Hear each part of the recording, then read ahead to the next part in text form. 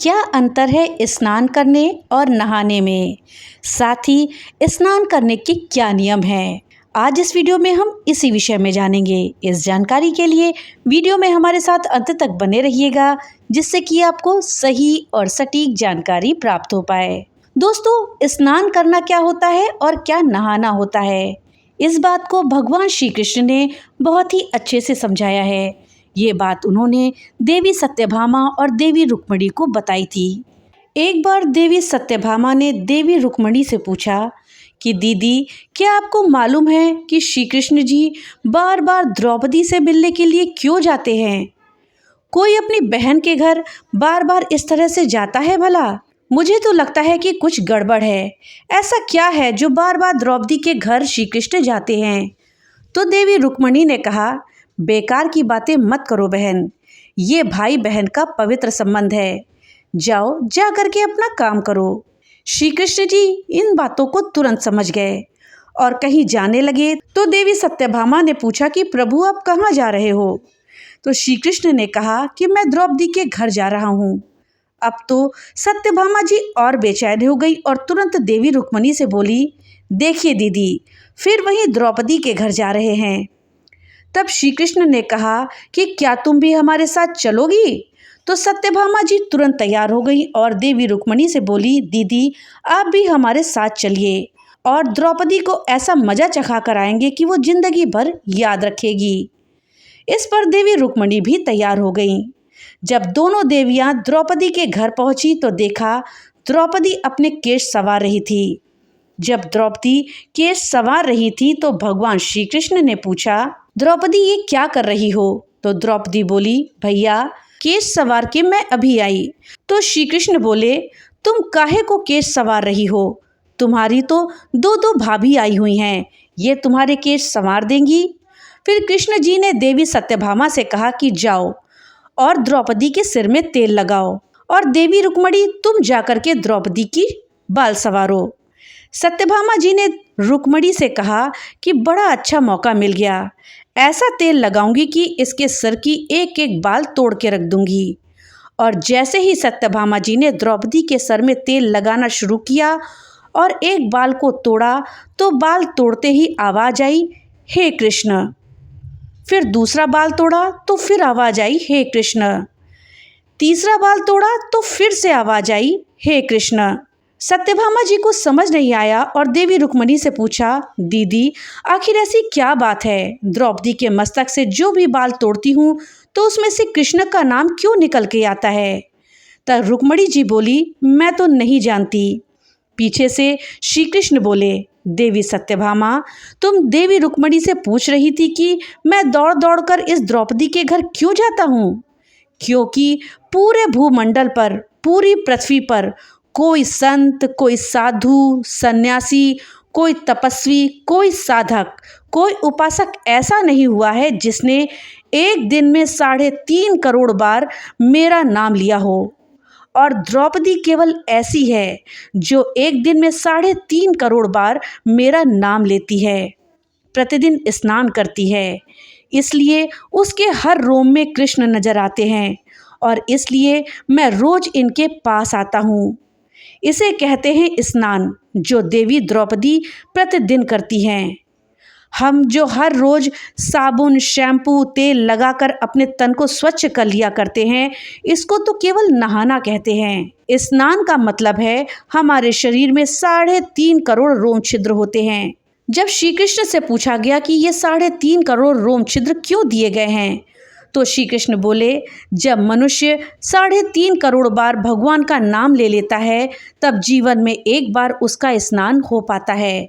इसको कहते हैं स्नान। तो दोस्तों, इस तरह से भगवान श्री कृष्ण ने रुक्मिणी और सत्यभामा दोनों को स्नान और नहाने के बीच के अंतर के विषय में जानकारी दी। दोस्तों, अब आइए नहाने और स्नान के बीच के अंतर को विस्तार से जानते हैं। लेकिन इससे पहले दोस्तों, आपसे एक छोटी सी रिक्वेस्ट है कि अगर अभी तक आपने वीडियो को लाइक नहीं किया है तो कृपया वीडियो को लाइक कर दें और ज़्यादा से ज़्यादा शेयर करें, जिससे कि ये जानकारी अधिकतर लोगों तक पहुंच पाए।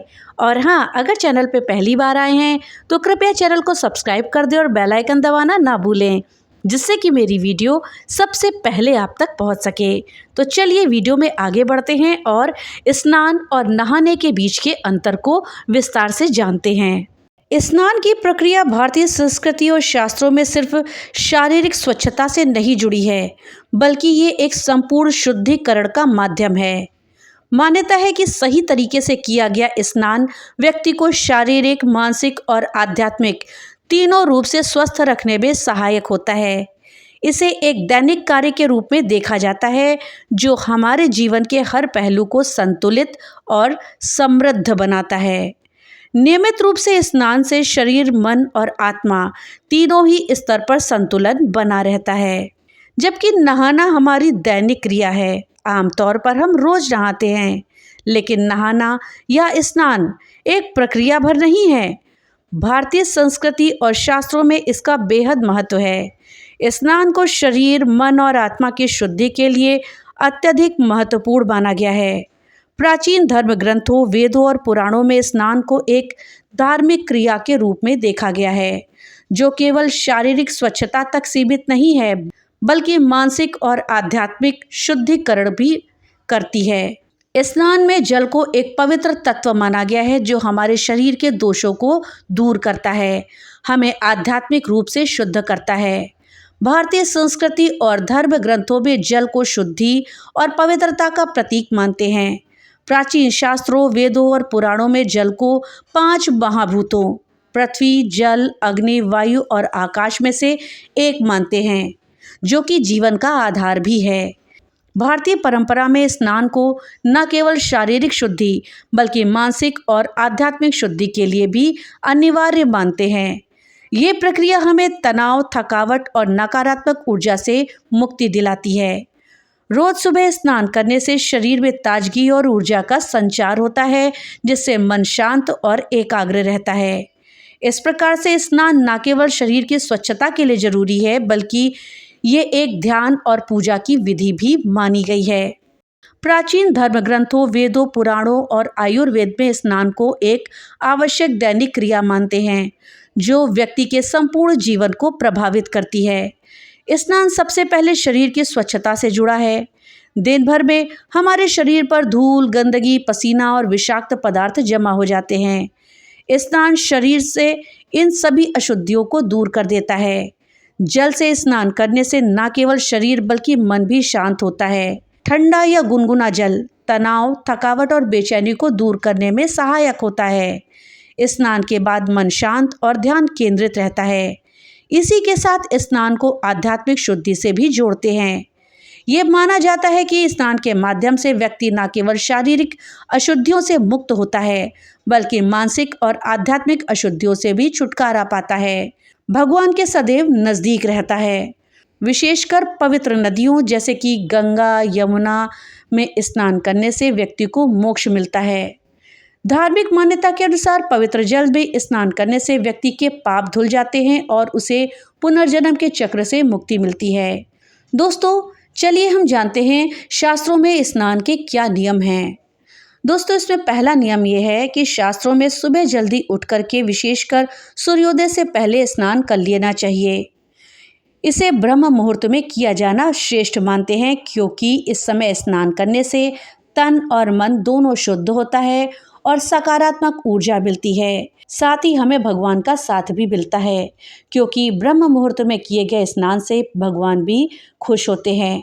दोस्तों, प्राचीन काल में नदियों, सरोवरों और झरनों में स्नान को श्रेष्ठ माना गया है। विशेषकर पवित्र नदियों जैसे कि गंगा, यमुना, सरस्वती में स्नान को पुण्यदायक मानते हैं। इसे धार्मिक और स्वास्थ्य की दृष्टि से भी उत्तम कहा गया है। स्नान के लिए शुद्ध जल का प्रयोग करना अनिवार्य है।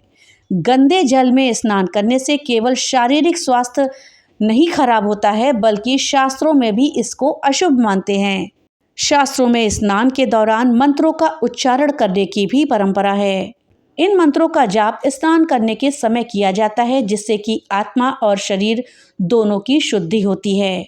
अगर आप मंत्रों का उच्चारण ना कर पाएं तो आप भगवान का नाम का स्मरण करते रहें। शास्त्रों के अनुसार स्नान करते समय पूर्व दिशा की ओर मुख करना श्रेष्ठ माना गया है। ये दिशा देवताओं की दिशा मानी जाती है और इस ओर मुख करके स्नान करने से हमें विशेष ऊर्जा मिलती है। स्नान के दौरान सिर पर हमें 3 बार जल डालना चाहिए, जो कि अचमन कहलाता है। इसको अनिवार्य माना गया है। इसे त्रिदेवों को जल अर्पण करने के प्रतीक के रूप में जाना जाता है।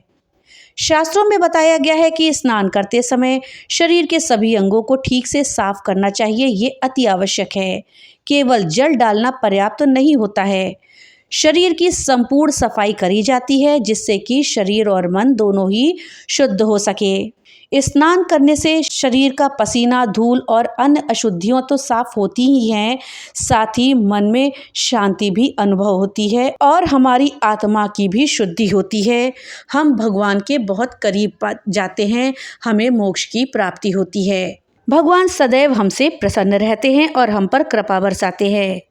सरल शब्दों में समझें तो स्नान एक धार्मिक और आध्यात्मिक क्रिया है, जिसमें शुद्ध जल का उपयोग करके शरीर को शुद्ध किया जाता है, प्रभु का नाम लिया जाता है। और स्नान का उद्देश्य शरीर और मन दोनों को ही शुद्ध करना होता है। और स्नान करते समय मंत्रों का उच्चारण करना, देवताओं को जल अर्पित करना भी शामिल होता है। जबकि नहाना एक सामान्य स्वच्छ क्रिया है, जिसमें पानी से शरीर को धोना शामिल है, ना कि प्रभु का नाम लेना। स्नान विशेष रूप से धार्मिक अवसरों जैसे कि गंगा स्नान या कुंभ में स्नान पर किया जाता है, जो धार्मिक पुण्य के लिए होता है। और नहाना एक दैनिक क्रिया है, जो स्वच्छता और स्वास्थ्य के लिए होती है। अर्थात नहाना स्नान की तरह धार्मिक नहीं होता है। तो दोस्तों, ये थी जानकारी स्नान और नहाने के बीच के अंतर के विषय में। जानकारी आपको कैसी लगी हमें कमेंट बॉक्स में लिख करके ज़रूर बताइएगा। तो मिलते हैं अगली नई वीडियो के साथ। तब तक के लिए राधे राधे।